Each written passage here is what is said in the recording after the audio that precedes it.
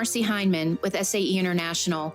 I'd like to welcome you to SAE Live and thank you for taking the time to watch the on-demand version of the conversation SAE hosted with TuSimple and Penske on July 23rd, 2020.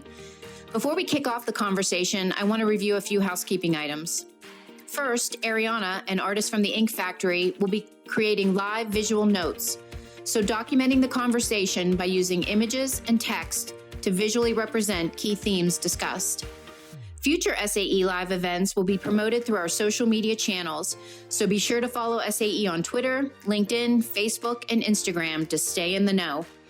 And the conversation continues with Chuck Price when he speaks at the SAE Convect Digital Summit on September 15th through the 17th, 2020.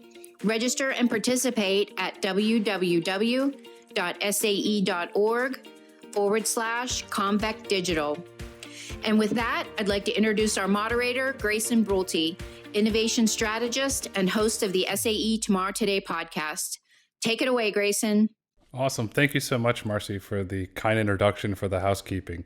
Shortly following the conclusion of SAE Live, we will be releasing our latest episode of the SAE Tomorrow Today podcast, featuring Alan Owensman, Senior Editor, Future Mobility, Forbes, which you can listen to and subscribe on your favorite podcast platform.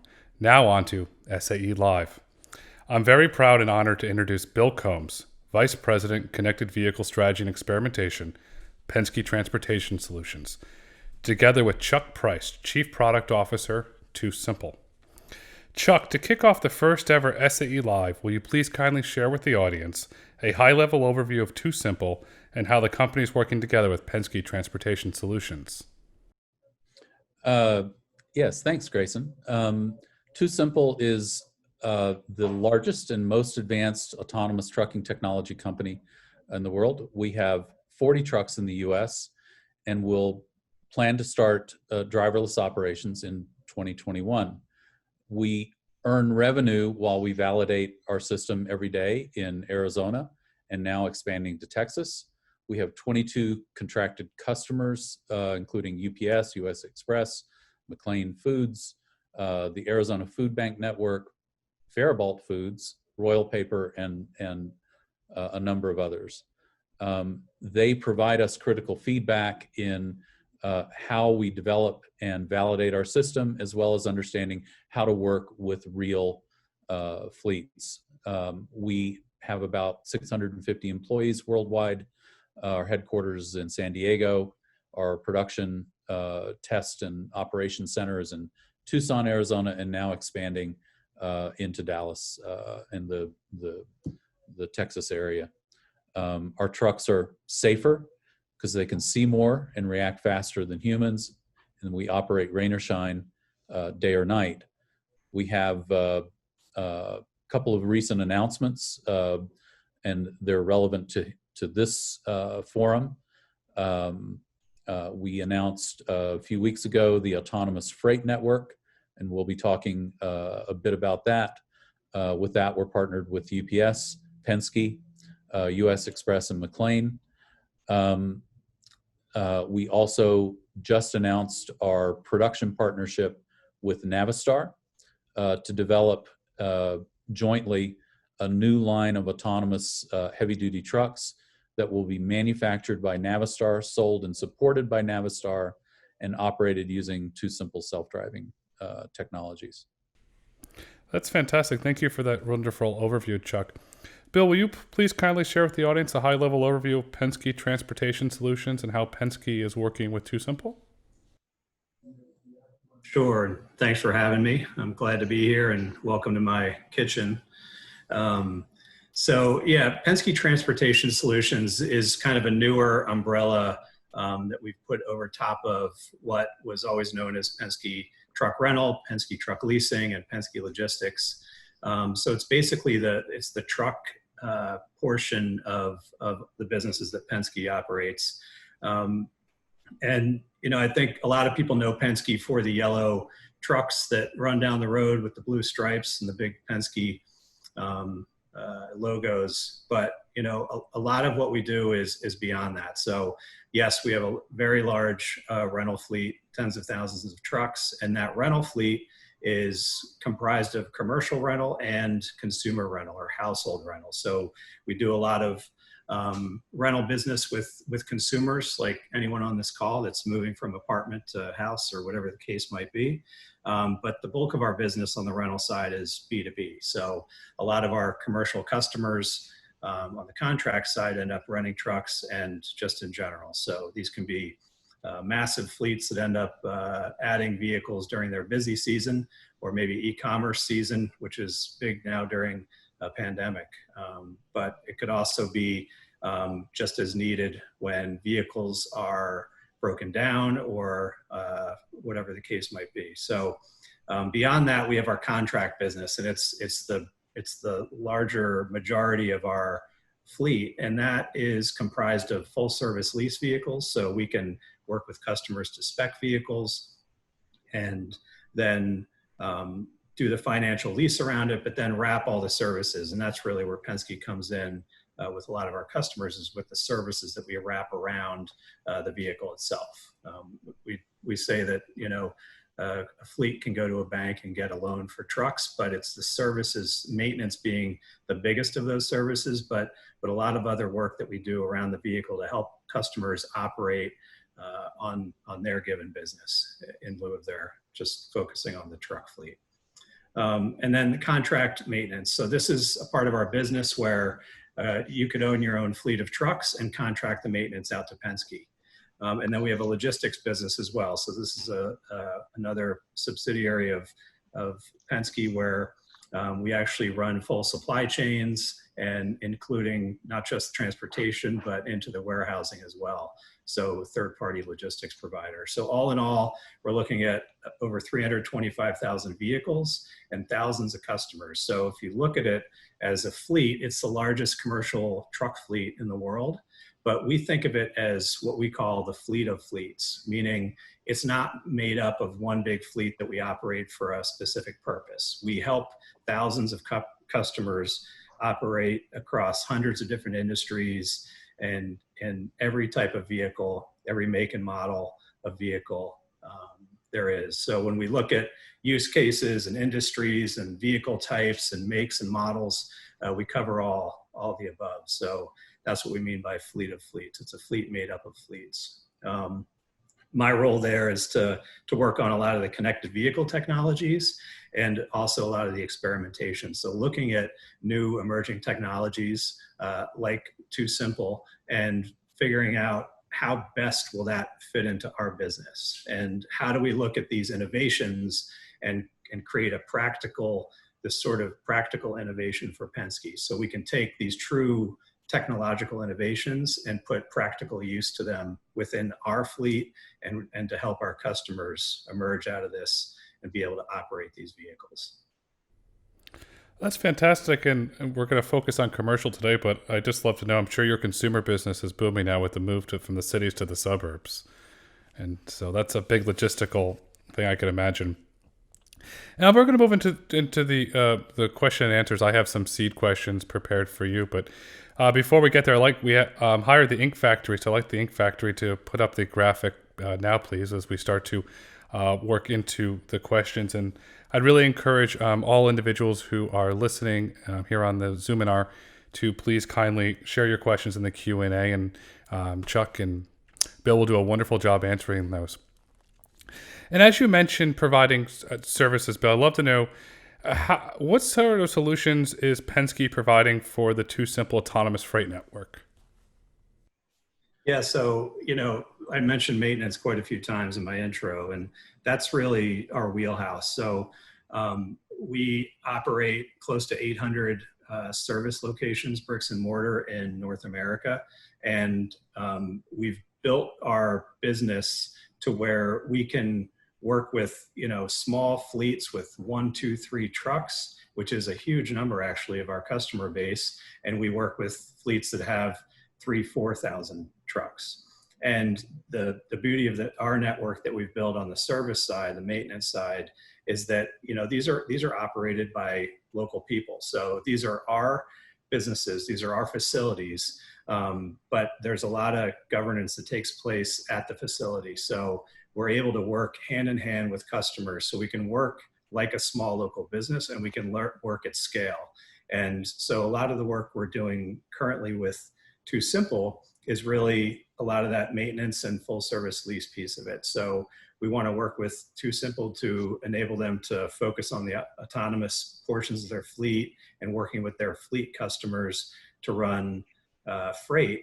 And with us working with between TuSimple and the OEMs, we can help to enable the vehicles being there and the vehicles being maintained. So it's really that full service lease and maintenance piece that we're focused on right now with TuSimple.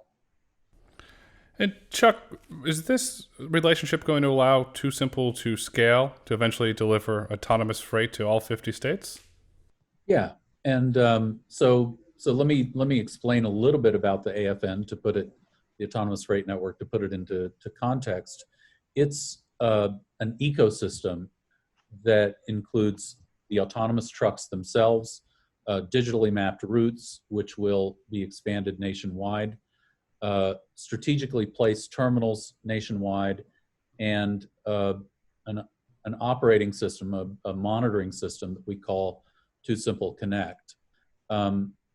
Because these autonomous trucks will be roaming far and wide on the highways, we have to accommodate things like breakdowns. I mean, trucks blow tires, they get oil leaks, air leaks, these kinds of problems, and they have to be rescued. So the monitoring system detects when a vehicle needs help, and through our relationship with Penske, we can dispatch Penske service to rescue the vehicle. And in fact, with our relationship with Penske, they're providing basically three key elements of our ability to expand this. First is leasing and asset management. So the trucks, many of the trucks that are operating on the Autonomous Freight Network will be Penske vehicles leased by Penske. Penske provides service and maintenance at a nationwide scale. We can apply that immediately into the network. And Penske, with its nationwide roadside assistance program, can immediately provide the ability to do this for the AFN nationwide. Bill, could you describe to us how the maintenance as a service program for Penske is going to work, which will allow Chuck and TuSimple to scale? Yeah, sure. So, the one constant across those 325,000 trucks is maintenance. And it's something we are constantly focused on and constantly iterating on the way we utilize both technology and standard, best practices within our shops to enable us to learn, to build processes in one place and learn and be able to scale those across our maintenance and service network. So when we look at TuSimple and the growth that they're looking forward to, it's something where we can work in, whether it's Tucson or Texas or whatever, and help as they grow. We can be there to grow with them, and we can also learn as that growth happens.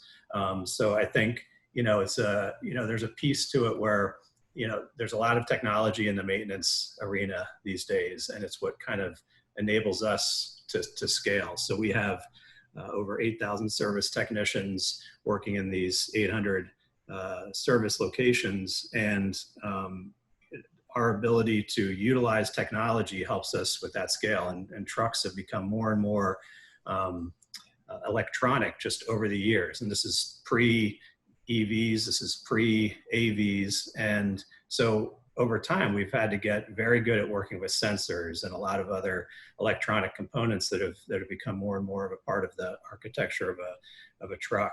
So the evolution of where TuSimple takes this with their technology will enable us to, number one, learn with them on the maintenance side. How do we keep these things dialed in? So everything beyond the vehicle itself, and the connectivity side. So when we're talking about this contract maintenance piece of it, or just the maintenance portion, that includes all preventive maintenance. So 4 times or so a year. Every truck comes into our shop for standard oil changes and checks around the truck. But we also do a lot with connectivity. So getting real-time data from our customers' trucks, TuSimple being no different, and probably even becoming more robust than a lot of those integrations over time.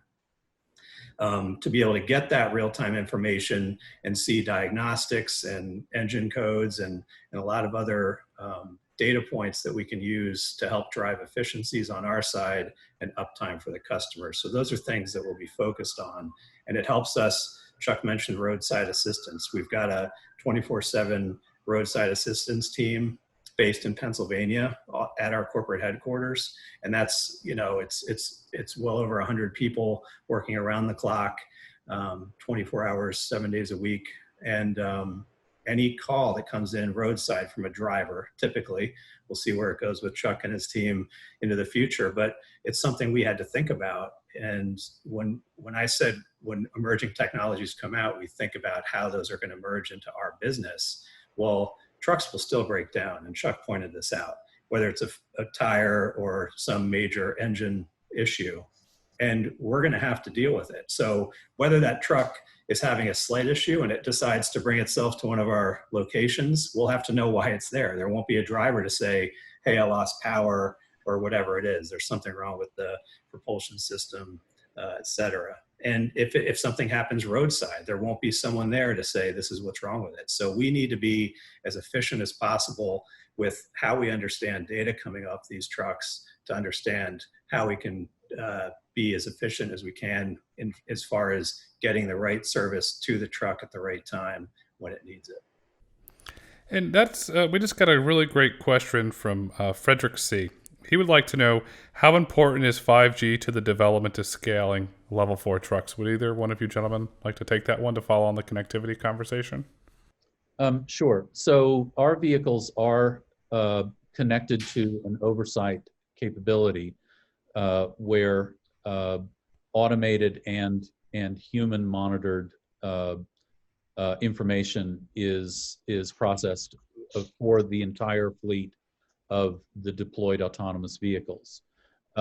Since these vehicles are roaming sometimes in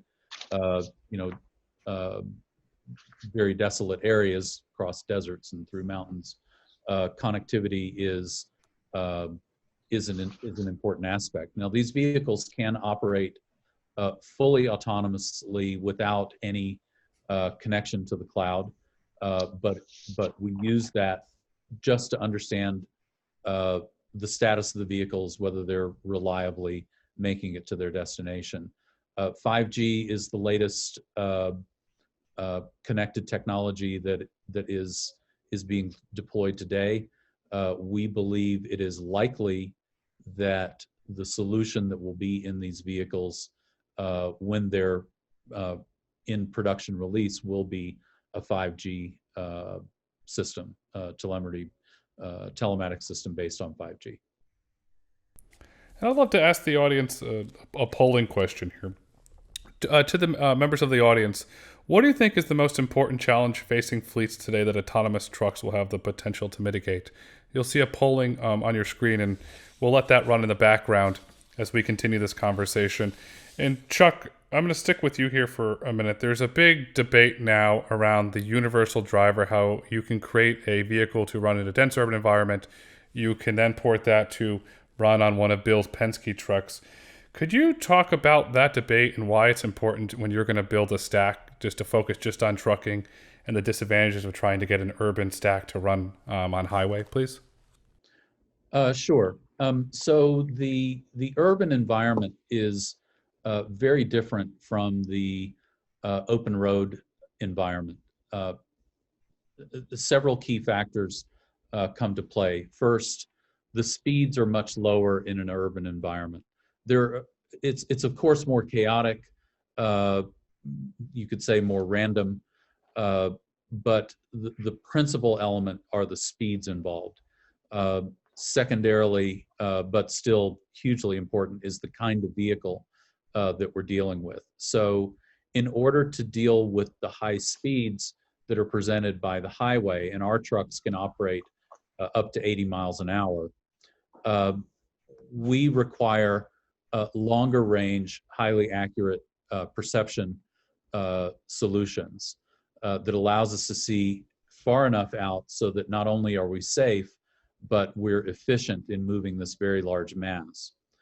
The systems designed for the urban environment, which are primarily LiDAR based, don't have the range that allows us to operate at high speed with a heavy vehicle and give us the ability to operate efficiently and be able to stop safely if something is there.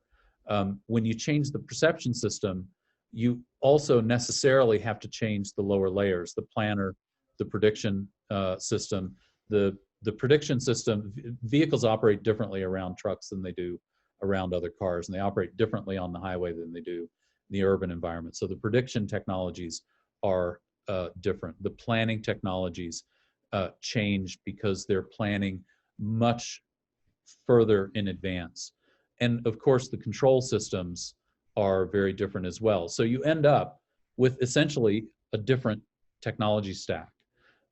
So we believe that basically the technology stack is tied to the ODD, the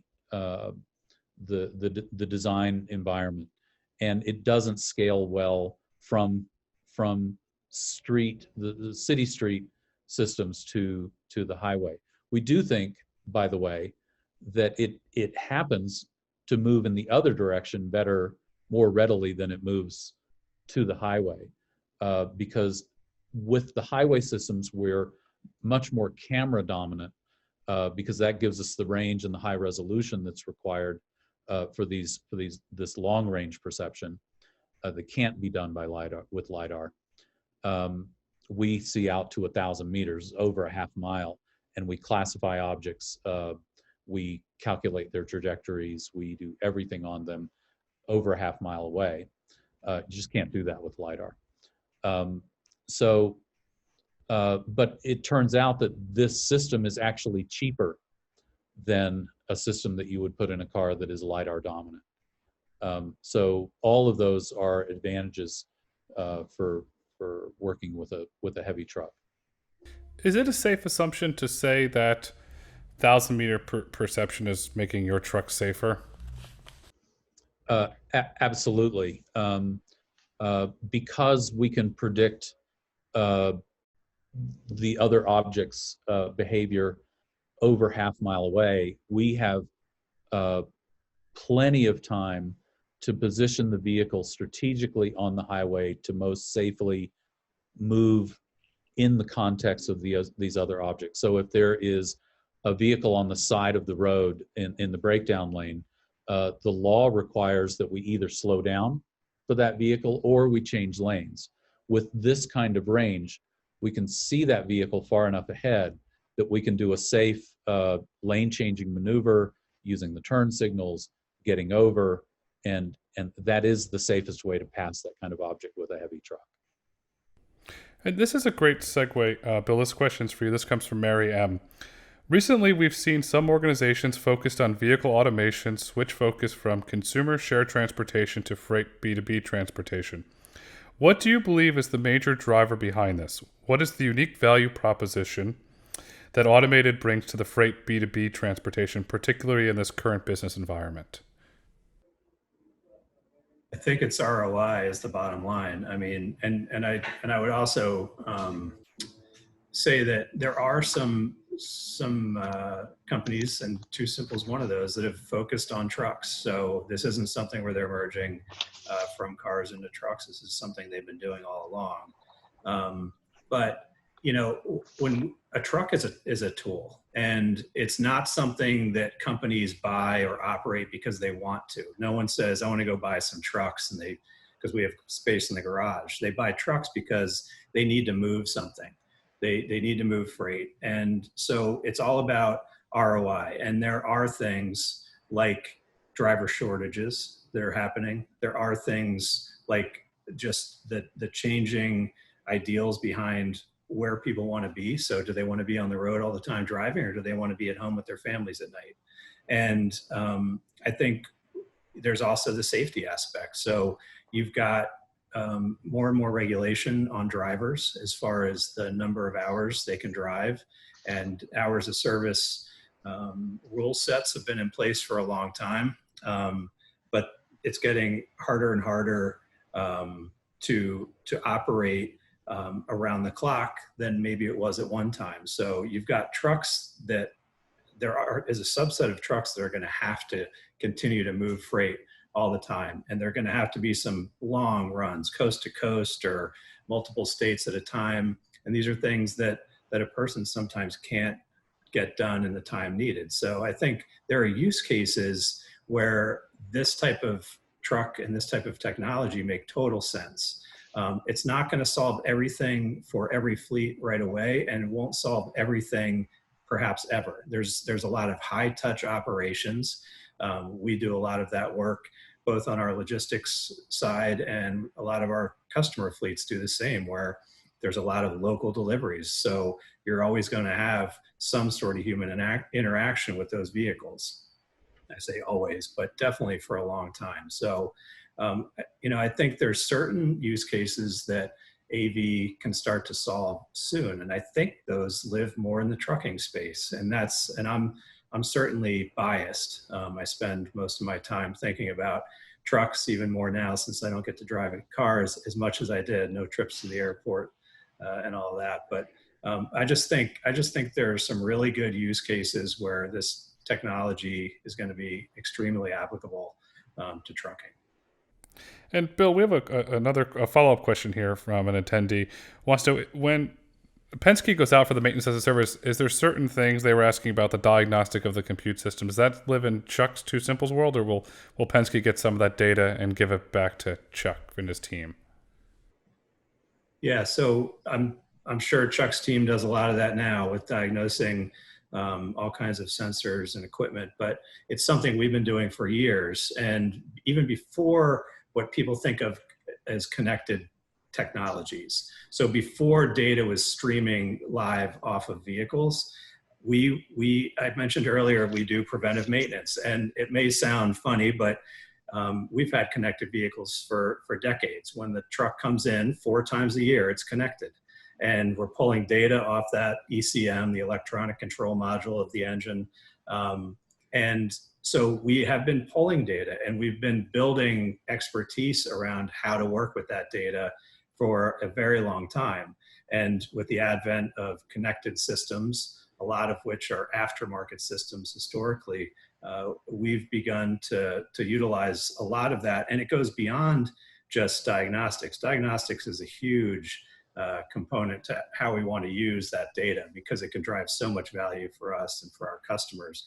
But even simple things like odometer readings coming into our billing systems. We're a rental and leasing company. We bill based on daily rates and monthly rates, but there's mileage costs incurred as well. So having access to that type of thing, being able to do fuel tax reporting based on telemetry. So there's a lot of really good value to that data. That's kind of the piece we've focused on. And as technologies grow, and I'll let Chuck talk to his end of that as well, but we want to grow. So every new version of engines that come out, there's more fault codes, more diagnostics, more sensors, and we have to continually learn how to work with that data. Yeah. And I guess we could simply say the oversight system that is part of the TuSimple solution, it's not your father's telematics system. This is a very high resolution streaming technology that is recording in fine detail the state of the vehicle at all times. And that data is available to the fleets and to our partners who are doing maintenance. So it will be an even richer and more real-time access to the data streams as the trucks are moving. So we can do prediction, we can do planning. Bill's teams can plan to have vehicles roll in and can interact with the Connect system to assure that this is done smoothly. We also have the ability to host maintenance teams in the terminals themselves. So when the vehicles roll in at the end of a run, they can be immediately repaired as needed so that they can go right back out. Our goal is to have extremely high utilization on these vehicles to keep them running 24/7. Is this, oh, go ahead. Is this all leading to driver out or TuSimple? Well, we'll pull the driver. Is this where all this is leading towards? Absolutely.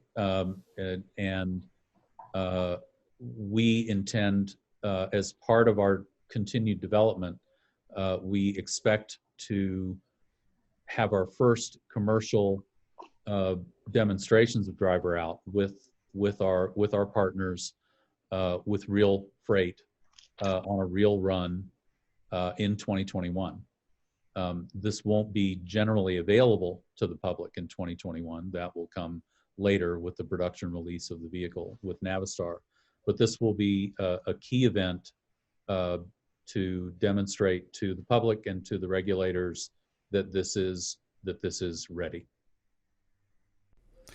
Another polling question for our attendees following up on Chuck's announcement of the 2021 driverless.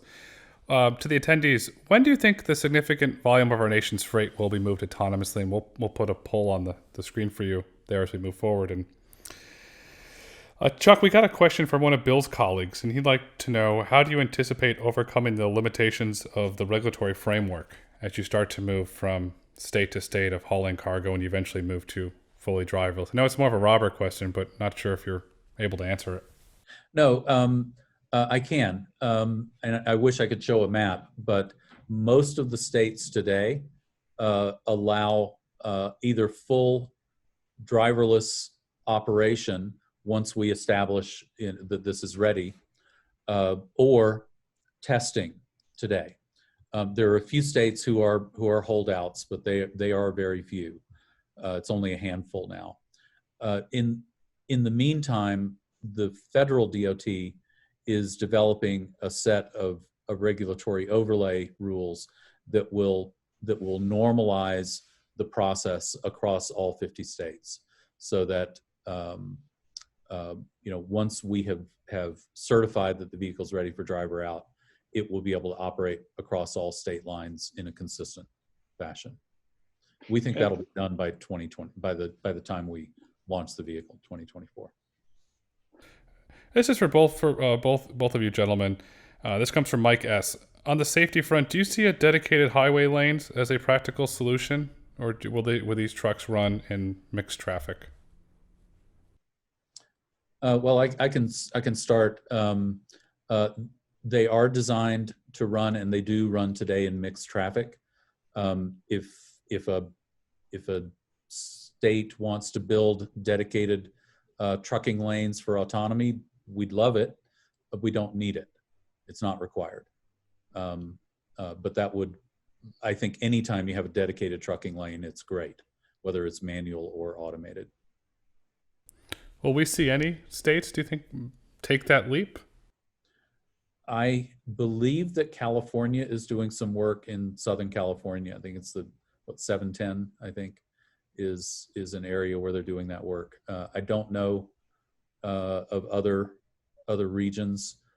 I think there are a number of interstates that would benefit from dedicated trucking lanes.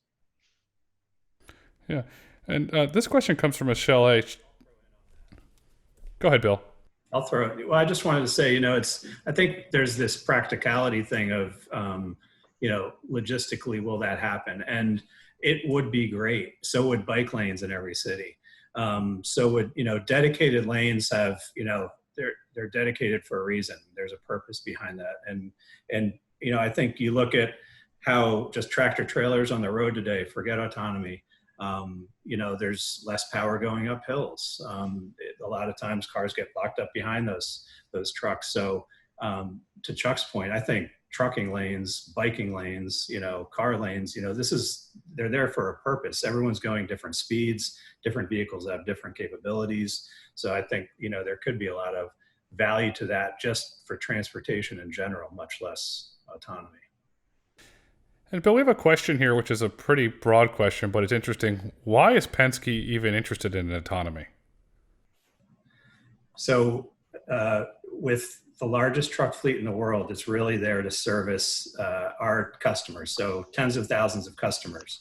We've got, as soon as autonomy starts to make commercial sense and any fleet starts to want to work with it, those fleets are going to be our customers, whether they rent a truck once a year or whether they lease 3,000 trucks from us. So the maintenance piece, I can't underline enough how big a piece of our business that the maintenance component to this is. And like I said, these trucks are still going to have regular truck issues. And someone's going to have to service those vehicles. We've got a network in place. Autonomy, you're talking about, driver in or driver out, or safety features that are added on top of having a driver there or human in the cab. We're talking about the truck itself, and the truck itself isn't changing that much. There's added technology being put in, but that's for safety, or that technology is either there for safety or it's becoming the driver, basically. So we still are very much focused on the vehicle, and the vehicles are still going to need service, and we need to make sure, just even on behalf of the customers that want to start operating in this fashion, to make sure we're ahead of the curve, or at least on that front of that wave, to make sure we understand how to maintain these. We've thought about all the different aspects, the nuances, and in fact, we were part of a grant. UST put some grant dollars out there, and Virginia Tech Transportation Institute was successful in getting two of those grants, but one was specific to trucking, and we're going to be working on that. And we're very much focused on the maintenance aspect. So we're taking the lead on whether it's a nuance or a major difference between maintaining an AV truck compared to a traditional truck.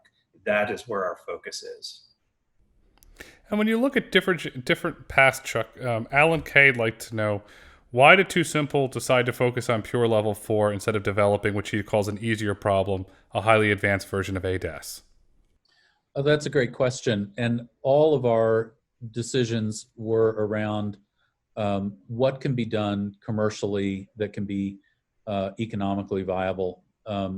We spoke to fleets and considered their needs. And fleets generally expect a return on investment within a couple of years. They usually say they want a 24-month ROI on a technology that's applied to a vehicle. Level 2 systems provide fuel savings, but they don't provide any hours of service relief or any other benefits that can turn into significant dollar savings. So the ROI of an LO2 of a level 2 system is somewhat questionable. So we felt that going purely to level 4, it is a significant problem, but we believe a solvable problem, and not being distracted by something that is not likely to be as economically viable was a worthwhile business choice. And that's a great follow-up to this question from Mark L. Do you gentlemen see a day when Amazon and Walmart operates their own fleet of autonomous vehicle trucks? So let me speak to that first. Walmart does operate their own fleet today. They're not autonomous. But in the autonomous world that we're developing, many fleets can operate on the autonomous freight network. It is a nationwide set of mapped routes intended to serve all major locations. It completely covers the interstate highway system and covers feeder routes to the highway system. For fleets that have high volume, their warehouses, their departure points and destinations become terminals, what we call private terminals on the AFN. So they can operate as they do today or as they choose to set up from their own facilities. They don't need our terminals. Our terminals are for the large set of other fleets that don't have sufficient volume to justify setting up their own autonomous terminals. We can amortize the cost of that with this nationwide set of shared terminals. This is different from what some of our competitors call transfer hubs. These are not located next to highways. They're located next to the source of the cargo being moved, and then we amortize the cost of that mapping and setup operation across all the carriers that want to move through that facility. I'm getting a lot of questions about what is a terminal. Could you give us a high-level overview of what is a terminal for our attendees, please? Yeah, so we have different levels of terminal. What we call our level 1 facility includes maintenance capability. It includes automated, some partially automated inspection capability for the vehicle that is departing, and it has an automated dispatch area. So we have a way for cargo to come in, to be staged for automation, and then when it's ready to depart, we have separate entry and departure lanes for the autonomous vehicles for offloading and for dispatching. So there is a process involved in dispatch that is the pre-trip inspection, the assertion, the formal assertion to our oversight system that this vehicle is prepared and ready, and then the dispatch itself. And that has to be done with, people have to be clear, the dispatch is authorized, and then the vehicle departs. And so we have a special area for that. But it includes maintenance facilities as well. Bill, is that something that Penske is going to provide the maintenance for? It's something we can. I hope we provide all of TuSimple's maintenance forever. But it does bring up something that I don't think I touched on earlier, and it's this idea of on-site maintenance. So not only I mentioned having 750 plus service locations, but there are cases where, whether it's because of a location being remote or vehicles being highly specialized, or one of our customers maybe has maintenance facilities already on premises that we can utilize, but we will often put our technologies and our service technicians at a customer's location. So this would be one of those cases where with one of TuSimple's terminals, we could put our service techs at their location. And, it's just, you have to just do the math of what it's worth. And if it's about efficiency and uptime, and if there's enough throughput at that location, you're going to have needs for technicians. And there's varying levels of technicians as well. So you could have some that are doing preventive maintenance, some that are doing maintenance as needed, some that could be doing some of the inspection work as trucks come in and go out. So you could think of it in a lot of different ways. But yeah, I could definitely see us being a part of that maintenance component. I'm getting a lot of questions about the future, and this is something I haven't given much thought about. So I'd like both, Bill, your perspective from your long history in trucking, and Chuck, your perspective from the TuSimple perspective. In the future, what's going to happen to the cab? Will that go away? Will that be completely redesigned? That's a really interesting question. Chuck, we'll start with you, and then Bill, I'd love your perspective as well, please. So for the level 4 system, we do anticipate that there will be times when the vehicle is driven by a human driver. So it will have a cab. If it breaks down and needs to be manually driven to a repair facility, a human driver would climb in and do that. There may be certain missions that are off of the network that the human driver would operate. So the vehicle that we're building today is expected to have a wheel and controls.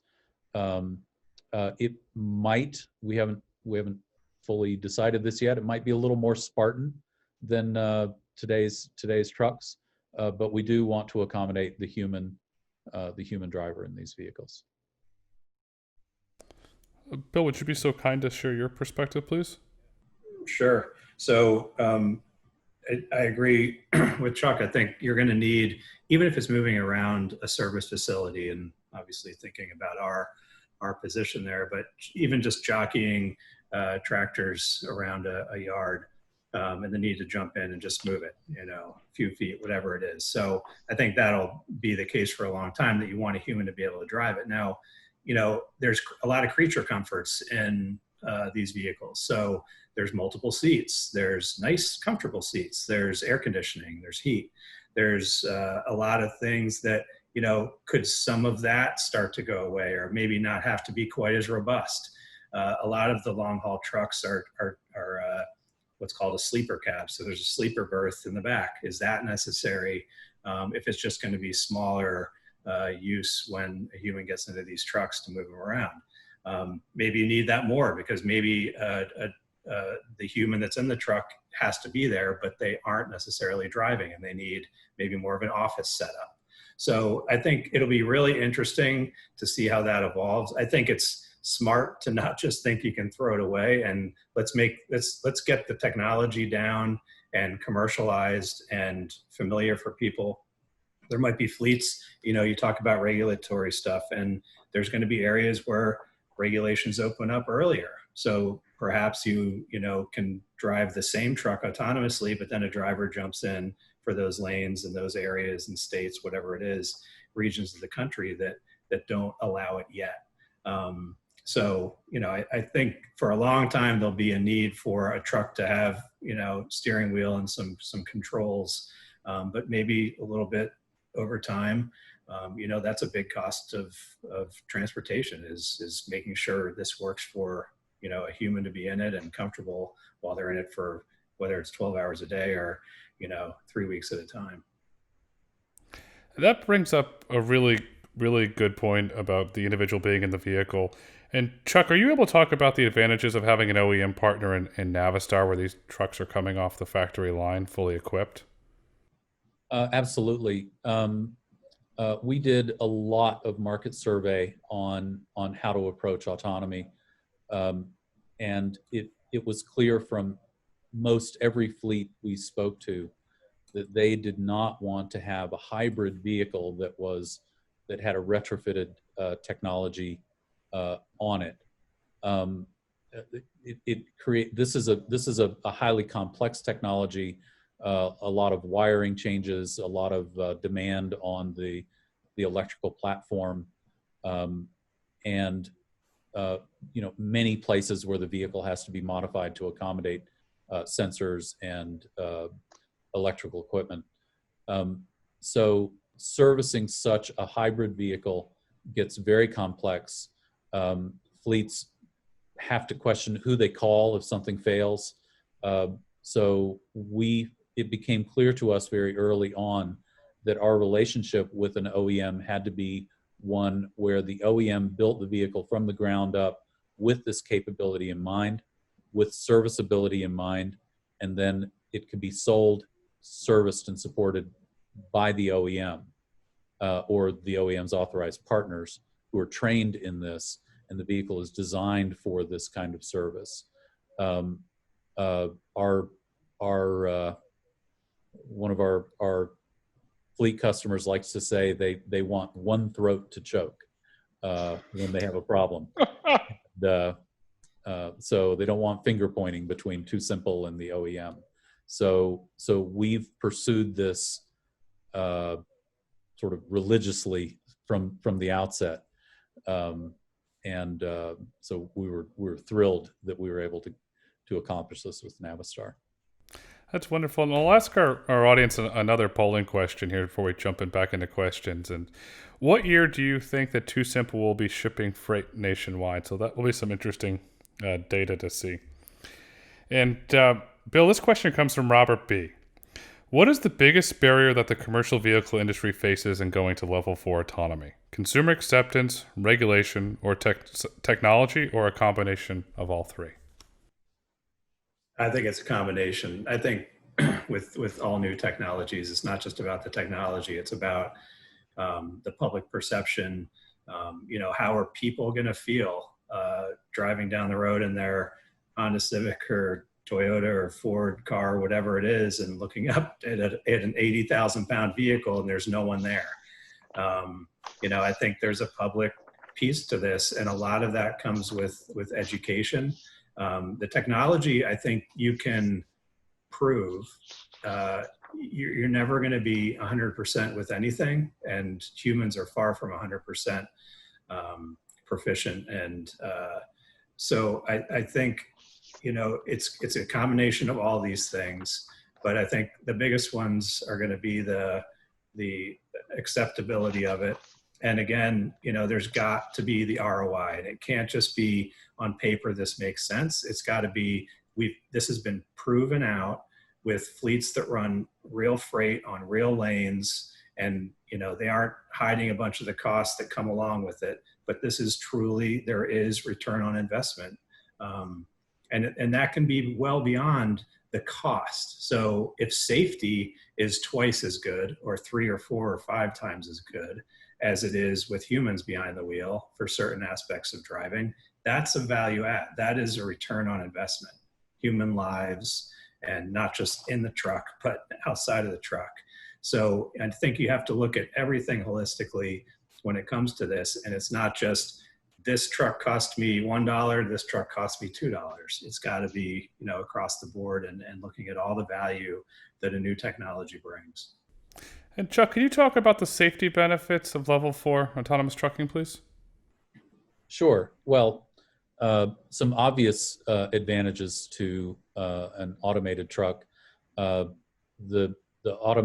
ego, the automation, doesn't sleep, doesn't drink, doesn't text and get distracted. That immediately removes a very large category of causes of accidents. It also is observing 360 degrees around the vehicle simultaneously, tracking all the objects in a forward range of over half a mile. So we can do better anticipation of what the other objects are doing. We can quickly identify potential threats long before they become critical. And we also have the technology has a deep understanding of the controllability of the vehicle, so that it can make proper maneuvers that don't result in unsafe behaviors like jackknifing and other catastrophic problems that you get with large vehicles. So the combination of very advanced, very quick reaction time, very advanced perception, very fast reaction time, and the ability to see far and surrounding simultaneously makes it technically a much safer vehicle. Awesome. There's several questions. I think this is the most asked question. I'm looking at all the questions here that for this one's for you again, Chuck. Can the TuSimple truck go from highway to terminal, drive there fully autonomous, or does the human have to take over at some point on that journey? With our system, it is fully autonomous all the way from the departure to the destination, including the surface streets leading to the terminal. Wow, that's impressive. And Bill, as Penske Transportation Solutions looks into the future of autonomous trucking, what role will the company play? Well, I've probably said it ad nauseum, but it's maintenance is huge. So we'll continue to be that maintenance partner for TuSimple and our thousands of other customers. But I think what we've really got to stay focused on, and we've done a good job of this over the 50 years we've been in business, is what are the new things coming out? What are the new technologies that we have to be aware of, and not just aware of, but how do we help our customers leverage, and our partners like TuSimple and OEMs leverage those technologies? So again, it's not just a connected vehicle. If you don't do anything with the data, if you don't operationalize it, it's useless. So just being able to see diagnostics on a truck isn't enough. You've got to actually bring that into your operations. So our job is to continue to help customers move freight and to operate their businesses and do it as efficiently as possible. And to do that, we've got to stay on task and ahead of the curve when it comes to what new technologies are coming out and how will our customers expect those to work and utilize those in their daily operations. So how can Penske help to enable those? Just like we do with maintenance or fueling or any other type of service that we offer to our customers. And speaking of services, Chuck, as we look to wrap it up, can you kind of dive into the AFN is that and how the partnerships are going to allow TuSimple to scale? Sure, in a variety of ways. As we've already mentioned before, the ability to scale the rescue service, the maintenance to a nationwide footprint quickly is something we could not have done by ourselves. We needed to have a partner in that. Additionally, mapping nationwide is something that we can do ourselves, but it's much more efficient if we leverage our partner fleets. So we do have a program in place that will be working with these major fleets who are already operating nationwide routes that will allow us to very quickly, number one, identify which routes need to be automated to get the highest efficiency from them, from the mapped route structures, as well as the logistics. So we have plans in place to leverage our partners in that regard as well.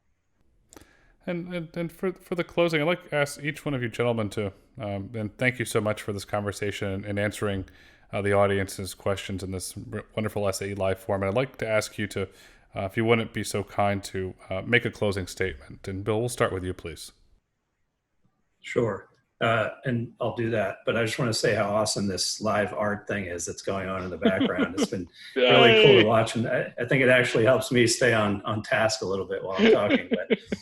But yeah, so I think, one of the things I've said, in the past, and a lot of it was work we've done with electric vehicles as well, but it takes a village. So it takes, in this case, an industry, and that includes the OEMs, the technology providers, the maintenance providers, the customers that are actually running freight, the end users of those fleets, to make all of this successful. So technology by itself won't change everything. We've got to actually adopt it, and we've got to take these pieces and make them work. And electric vehicles were a big learning and continue to be a big learning for us. And same thing with autonomy. So autonomy might be a little bit behind that curve, and that's really more because there's so much electric vehicle in the passenger car side of things. So there's been a lot of learnings over the years there, but it will take the whole industry to make this work, but it wouldn't be where it is today if there weren't value there. And, it's a matter of what is the perceived value and how do we bring that to life? So that's what I'll leave with today. Awesome. Chuck, please. Well, thank you for the opportunity to be part of this. This has been an awesome session. The questions are great. Clearly, we attracted a great audience here. We're looking forward to being able to reveal more as we go forward, to talk more about our partnerships and the advances that we're doing. We look forward to demonstrating this live to the world in 2021 with the driver out, and we're just excited to continue the conversation. Awesome. And for the attendees, you'll have the unique opportunity to continue the conversation with Chuck Price at the SAE Convect Digital Summit taking place September 15th through 17th. Registration is live now at sae.org/Convect Digital. And if you've enjoyed this SAE Live and you'd like for us to do more, please fill your survey out and let us know what topics you'd like to cover. And to our esteemed guests, Chuck and Bill, thank you very much. And to our attendees for your wonderful questions. Thank you so much for joining us, and have a wonderful afternoon. Thank you.